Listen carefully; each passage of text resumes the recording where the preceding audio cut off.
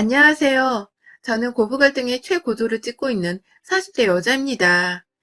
애교를 그냥 넘기지도 못하겠는 극악무도하고 찌질함의 극치이자 산 증인이 우리 시어머니와의 사연을 써보려고요. 저는 시아버지의 주선으로 지금의 남편과 맞선으로 만나 결혼을 했습니다. 아버지와 건너 아시는 분의 친구분의 아들이 결혼할 색시를 찾고 있단 소리에 아버지가 저를 적극적으로 밀어붙인 것이었죠. 당시 저는 30대가 넘었었고 제 친구들은 다 결혼하고 첫 아이까지 낳았을 때였는지라 아버지가 상당히 위기의식을 느끼면서 이러다가 딸내미가 노처녀로 늙는 건 아닌가 하면서 저 하나 시집 보내겠다고 참 여기저기 뛰어다니셨는데요.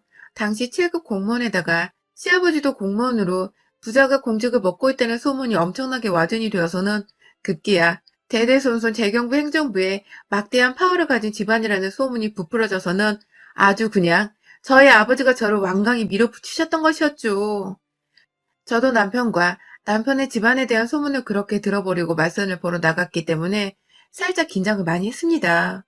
저야 뭐 당시 헤어진 전 남친한테서 상처를 너무 크게 받은 바람에 결혼에 대한 생각이 딱히 없는 상태에서 아무 남자나 만나보면 내 기분이라도 좀 풀어보자는 마음에 선자리를 나간다고 했었는데 아버지 말씀으로는 상대방 집안이 너무 좋은 곳이라며 잘 하고 오라고 겁을 잔뜩 주신 바람에 가볍게 해보려 했던 선이 완전히 취업 막바지에 해보는 면접 인터뷰만큼이나 살떨리고 긴장되더라고요. 천만 다행이게도 남편은 제가 예상했던 딱딱하고 지루한 공무원의 모습과는 달리 참 센스가 돋는 사람이었습니다. 말도 잘 통했고 무엇보다 둘이서 첫 만남부터 개그 코드가 잘 맞은 덕분에 다음날 연달아 데이트도 순조롭게 하게 되었었고 저와는 달리 당장에 결혼을 하는 것에 서두름을 느꼈던 남편이 곧장 결혼을 해보자는 말을 꺼낸 바람에 저도 얼떨결에 반대하는 사람이 주변에 하나 없는 환경에서 좋다고 결혼을 해버렸어요. 저야 뭐 딱히 회사를 다니면서 제가 뭐 돈이 엄청나게 많은 것도 아니었고 대단히 잘난 부모를 둔 것도 아니어서 좋은 집안의 안정적인 직업을 가지고 있던 남편을 마다할 이유가 하나도 없었습니다. 저는 성격이 많이 솔직한 편이라서 남편한테도 직접 그런 말을 했었어요. 내가 듣기로는 당신 집안이 정치적으로 알아주는 집안이라는데 맞냐고 물었고 남편 또한 저에게 껄껄거리며 웃더니 끝내 부정은 하지 않고 우리 집이 너무 잘나면 부담스럽나? 하면서 대답을 회피한 채 제 질문이 맞다는 말을 해버린 바람에 저는 정말로 이 사람이 공직자 집안의 아들이구나 싶어 오 했었던 적도 있었습니다. 그 뒤에도 결혼하기 전까지 여러 차례 데이트를 하는 과정에서 우리 집은 고위 공직자 집안인데 혹은 미래의 우리 아이도 고위 공직자로 살았으면 좋겠다 라는 말을 정확하게 했었었고 그래서 저는 의심할 것 없이 그냥 믿어버렸죠. 친정아버지의 말부터 남편의 말까지 다 똑같으니까 어느 누가 의심해보려는 생각을 쉽사리 가지겠어요? 그리고 그 당시 제게는 제 기준에 가장 적합하고도 오히려 집안을 따져봤을 때는 더욱 좋은 조건의 사람이었고 그래서 결혼을 한 순간까지도 신부라면 누구나 가져보는 싱숭생숭한 감정을 가지긴 했었지만 동시에 내가 좋은 결정을 한 것이라며 자신감 있는 생각을 했어요. 그런데 그렇게 결혼하고 나서 보니 제가 듣고 또 남편을 통해서 직접 알았던 남편의 집안과 남편의 직장은 사뭇 달랐습니다. 결혼을 하고 보니 저희한테 시부모님이 집을 사주긴 했는데 그게 다 대출을 가득 끼고 산 은행의 집이었더라고요. 그것도 대출금을 매달 갚아내야 하는데 시아버지는 고위 공직자는커녕 동사무소에서 일하시는 경비원이셨고 7급 공무원이라던 남편조차 동사무소에서 근무하는 9급 공무원이었습니다. 지금이야 공무원이 되기도 힘들고 공부도 정말 열심히 피 터지게 해야 붙을까 말까 하는 직업이 되었지만 저 결혼할 적만 해도 그 정도는 아니었어요. 게다가 남편과 시아버지가 일하는 동사무소는 서울 한복판에 있는 것도 아니고 경기도 저 끝자락에 있는 동사무소여서 아무나 그냥 지원해서 인원이 모자른 대로 충원이 되는 그런 곳이었습니다. 그렇게 일하는 남자들이 그 많은 대출금을 갚아내는 데는 굉장히 무리가 있었고요. 다달이 벌어오는 돈이 제 월급의 반도 안 되는 남편의 월급에 마냥 의지를 하면서 대출금을 갚아낼 수 없어서 결국 제가 제 돈을 털어 대출금을 갚아내기 시작했습니다. 솔직히 말하면 결혼 초반부터 왠지 거대한 사기를 당해버린 것 같아서 기분이 굉장히 불쾌하고 혼돈의 연속이었어요.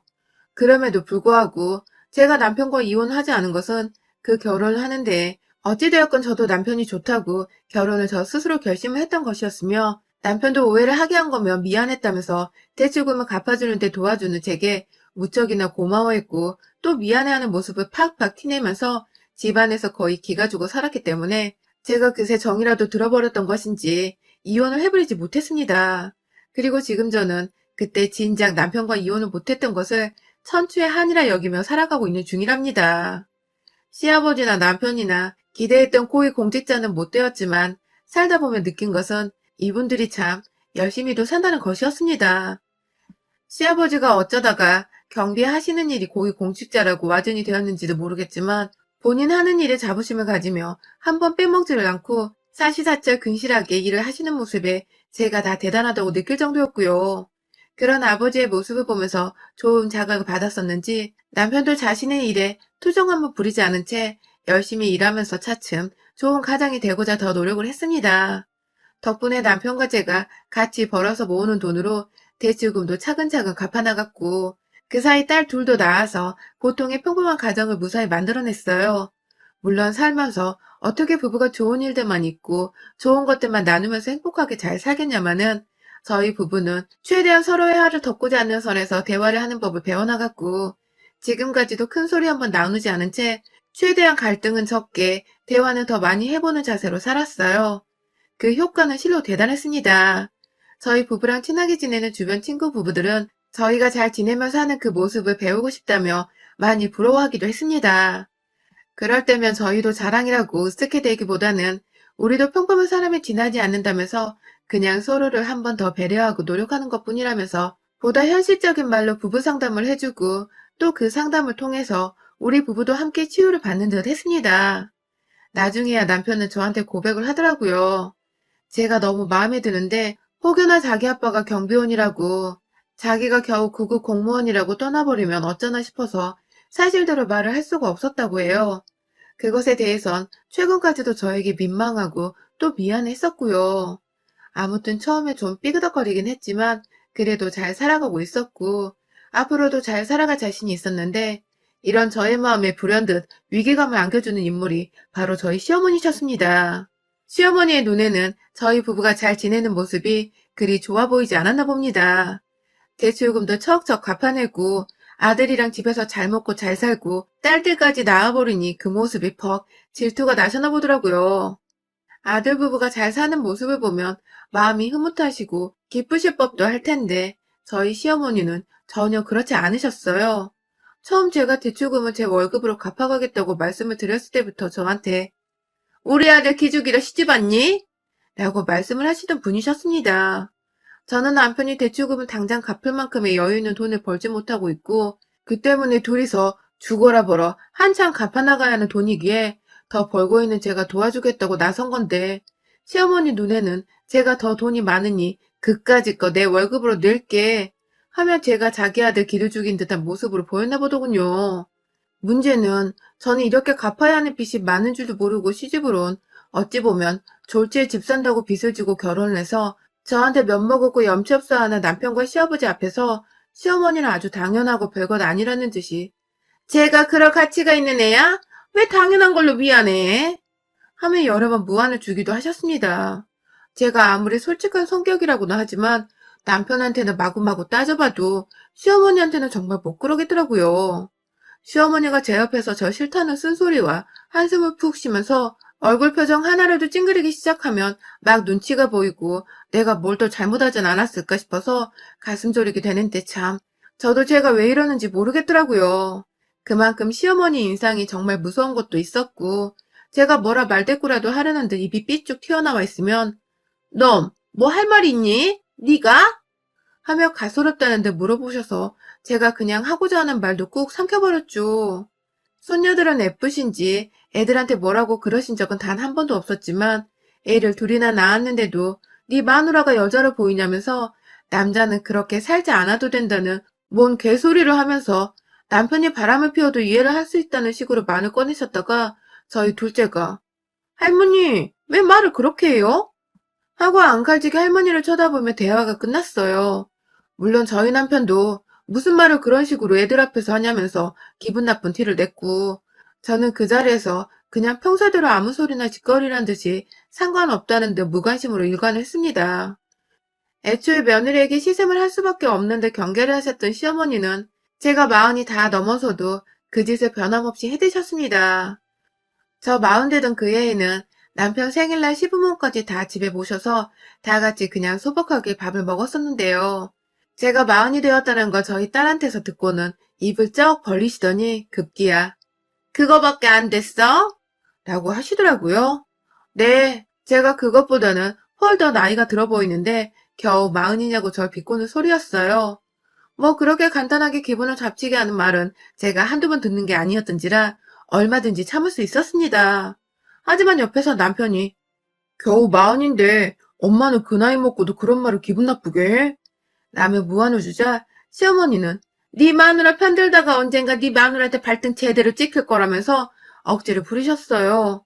제가 조만간 바람이라도 피운다거나 짐 싸서 아이들까지 데리고 이민을 가버리기라도 한다는 듯이 제가 들어도 황당한 말씀을 하신 바람에 제가 참 남편 생일날 결국 눈물을 글썽이다 그 자리에서 더는 못 앉아 있겠다면서 혼자 소주라도 마시려고 딸내미들이랑 집 나가서 집 앞 편의점에서 몇 시간 앉아 있었답니다. 다행히 그 사이 남편이 시부모님을 집으로 보내버렸고 저는 적당히 화장실에 가고 싶었던데 집으로 돌아올 수 있었지만 뭐가 되었든 참 서럽긴 마찬가지였습니다. 정말 정 한 번 붙이기 힘든 상대였고 이 집안이 시아버지가 교회를 다녀서 제사가 없는 것이 정말 천만다행이라는 생각이 뿜뿜하곤 했었죠. 그럼에도 시부모님께서는 남편이 유일한 자식이었고 집도 가까이 있다 보니까 저희가 시부모님을 모셔오거나 저희가 시댁에 가서 밥 한 끼 정도는 먹는 일이 좀 잦았어요. 코로나 터지고 나서도 딱히 저희는 서울에 살던 게 아니었기 때문에 그리고 코로나가 막 터지는 그런 동네도 아니었기 때문에 비교적 마스크만 쓴 채 전과 다름없는 일상을 유지해갔고 그렇게 저희 가족들이 시댁도 자주 들락날락 했었는데요. 가족들끼리 앉아있다 보면 아이들이 애교를 부리거나 웃게 만들어줄 때가 참 많잖아요. 그런데 우리 시어머님은 그 모습이 또 그렇게 보기 싫으셨나 보더라고요. 한 번은 저희가 앞에서 최신 노래를 막 불러대는 딸아이 동영상을 찍으며 시끌벅적 웃고 있었는데 뒤에서 나타난 시어머니께서 니들은 그 나이에도 같이 웃니? 하면서 별 희한한 부부를 본다는 듯이 쳐다보더라고요. 급기야 제 남편 옆으로 가 앉더니 네가 참 점잖은 애였는데 하면서 딱하다는 듯 쳐다보는데 그 모습은 마치 제가 남편을 다 버려놨다는 식으로 들리더군요. 아니나 다를까 시어머니는 곧장 저를 쳐다보더니 네가 참 말도 많고 탈도 많아 애가 이렇게 변한 건가 보다 하면서 찌쩍거리셨습니다. 남편이나 저나 누구라 할 것 없이 기분이 또 더러워졌는데 도저히 제 입에서 뭐라 말이 나오지 않았어요. 애들도 있고 시아버지도 있고 여기서 나 하나 미친년 되면 다 괜찮아지는 일일 텐데 그 미친년이 돼보자는 용기가 선뜻 행동으로 옮겨지지를 않더라고요. 그러다가 지난 주말에 또 비슷한 일을 당하게 되었습니다. 사실 저희 가족이 웃고 있을 때마다 옆에 와서 시어머니는 꼭 그만 웃으라는 듯이 말을 툭 끊고는 저희 남편의 관심을 사보겠다며 뜬금없이 손톱깎이를 들고 오셔서는 눈이 침침해서 잘 안 보이니 잘라달라고 하신 적이 많았어요. 한 번이 아니라 정말 여러 번 그랬고 그러다가 남편의 시선이 다시금 저희에게 오려고 하면 기다렸다는 듯이 팔톱도 잘라줘라 하면서 남편을 도로 붙잡기도 하셨었죠. 그 짓을 지난 주말에 시댁에서 다시금 해버리셨답니다. 밥 먹으러 오라고 연락이 와서 얼떨결에 집에서 좀 쉬고 있다가 점심을 먹으러 시댁에 갔어요. 점심을 다 먹고 거실에 모여서 온 가족이 TV를 보는 때 시아버지는 배가 불러 잠이 솔솔 온다며 방 안으로 들어가 잠깐 눈 좀 붙이겠다고 하셨고 시어머니랑 같이 안방에 계시다가 밖으로 나오고 계셨는데 저희가 TV를 보다가 웃긴 장면이 나와서 빵긋했다가 딸내미가 그걸 흉내낸다고 웃는 바람에 저희 부부가 덩달아 빵 터져버렸었어요. 보통의 어른들이라면 이런 아이들과 부부의 웃음소리를 마냥 듣기 싫다고는 안 하잖아요. 그런데 저희 시어머니는 그게 또 굉장히 귀에 거슬렸는지 아이고 귀 따갑다 귀 따가워 별나다 별나 하면서 쭈쭈거리며 제 신경을 잔뜩 곤두세우더라고요. 처음엔 시아버지가 주무시러 들어가셨으니 저희가 조용해야 한다는 뜻인 줄 알고서 금세 제가 아이들을 진정시키며 조용히 TV를 보려고 했는데요.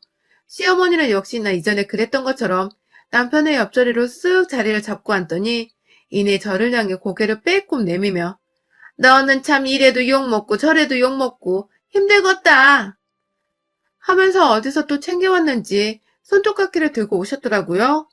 남편을 붙잡고는 그 자리에서 뜬금없이 지난주에 뭘 했는지, 뭘 먹었는지에 대해서 물어보며 급기야 남편의 몸을 완전히 자신에게 돌려서는 딱 자신만 바라보도록 만들었고, 손톱을 잘라달라며 남편에게 손톱깎이를 건넨 바람에 남편은 급기야 TV 보고 있는데요?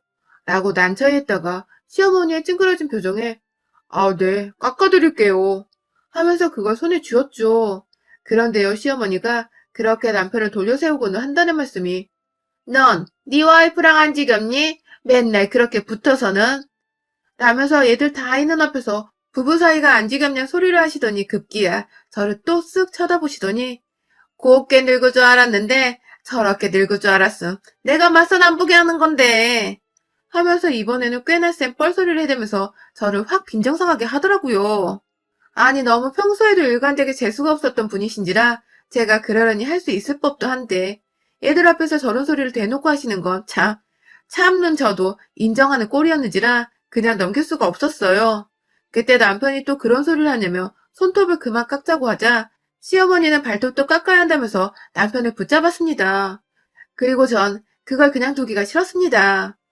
보다 강력한 방법을 써보기로 했어요. 남편에게서 손에 들고 있던 손톱깎이를 제가 받아냈어요. 제 손으로 시어머니 발톱 한번 깎아드리지 못했다면서 제가 직접 깎아주겠다며 시어머니 발목을 비틀어 잡아서는 앞바다리를 하고 앉은 제 앞에 갖다 댔고 이내 당황하며 안 잘라도 된다고 다음에 자를 거라고 발을 빼려 하는 시어머니의 다리 위로 급기야 제 다리를 얹어서 완전히 움직이지도 못하게 고정을 시켜버렸습니다. 그리고는 이내 어머님 자릅니다 하고 엄지발톱에 손톱깎이를 들이밀고 싹둑 잘라내는데 시어머니가 야 이년아 하며 괴성을 질러버리셨습니다. 그렇습니다. 제가 시어머니의 발톱에 새겨져 있는 하얀 그 선보다도 더 깊숙이 미세한 길이었지만 살점에 가까워 잘리면 물만 닿아도 따끔거리고 아파 죽겠을 그 길이까지 아주 그냥 시원하게 싹둑 잘라버린 것입니다. 시어머니는 피도 안 나지만 뭔가 스멀스멀 붉은 피가 발톱 발에 아래까지 퍼져버린 그 발톱을 쥐어 만지면서 아파 죽겠다고 난리를 떠셨고요.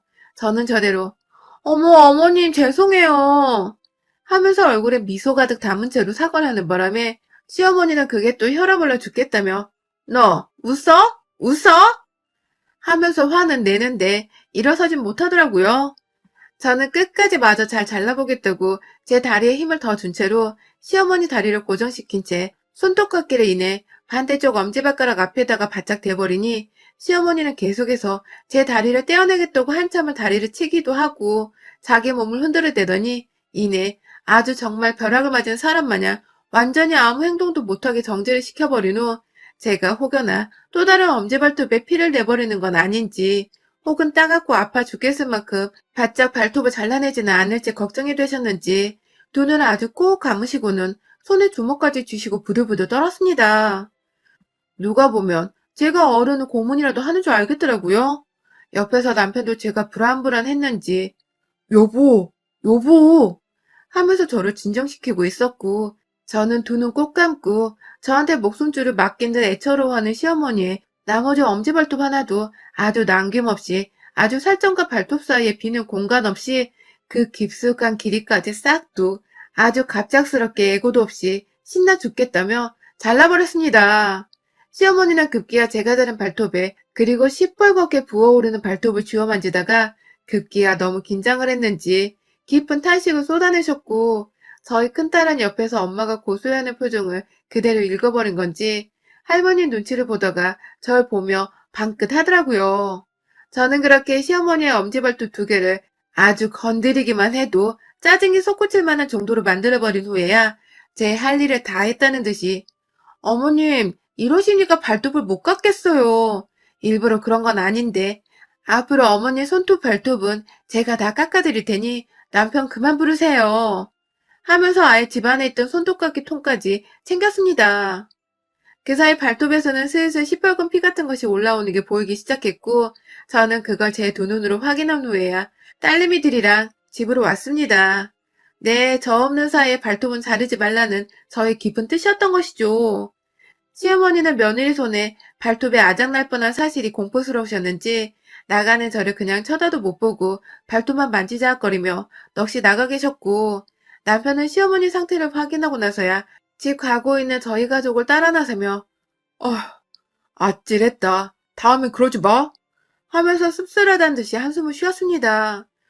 저야 뭐 시어머니를 어떻게든 골탕 한번 먹이고 싶었던 게 목적이었기에 제 목적은 달성을 했고요. 제 손에 시댁의 손톱깎이 통이 있으니 주기적으로 시어머니 손톱발톱에 피내드리러 이거 들고 시댁에 가보려 합니다. 시어머니 전용 네일샵이라도 만들어드려서 고통의 연속은 맛보게 해드리겠습니다. 여러분의 생각은 댓글로 남겨주세요. 오늘도 시청해주셔서 정말 감사합니다.